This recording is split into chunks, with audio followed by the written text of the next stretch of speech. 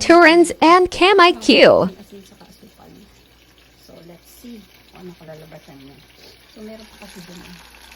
Ayan. Merienda. So, guys, nagluluto ako na.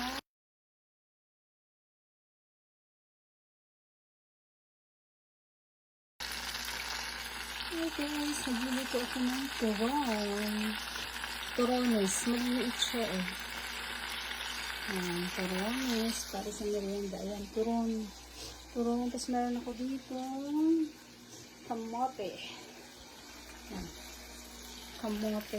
Ipiprito natin siya. Para meron tayong pang merienda. Kasi na yun. Monday. Ayan. Kasi masisira na itong saging.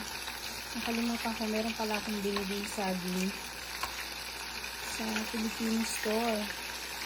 Lalagay ko sana sa nilaga, kaya lang masyado na siyang hinog. So, ganun na lang gagawin natin. Ipiprito natin. Lagyan ko na ng ng asukal yung loob habang nagbabalot ako. Ayan na, may naluto na ako. Guys, ano yan ha? Turon yan. Inaluhin natin ko lang sa 4. Kasi maliit yung lalagyan ko. Maliit yung lutuan ko. Kaya hinati ko siya sa 4. Tapos meron din akong kamote. Hindi ko siya nilagyan ng yung tawag nito yung sa labas. Kasi masusunog siya, sa loob ko na lang nilagyan ng asukal.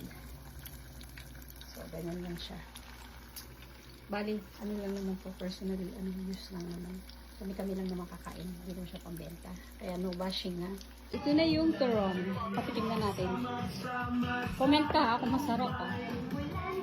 Oh, delicious! Wala pa? Wala pa. Dali mo. Delicious! Ba? Masarap ba? Yeah, Guys, ito naman yung ating kamote. Ano siya? Maliliit lang siya. Try lang natin. Years ko hindi ko kumain yung kamote cube. Kaya try natin ito.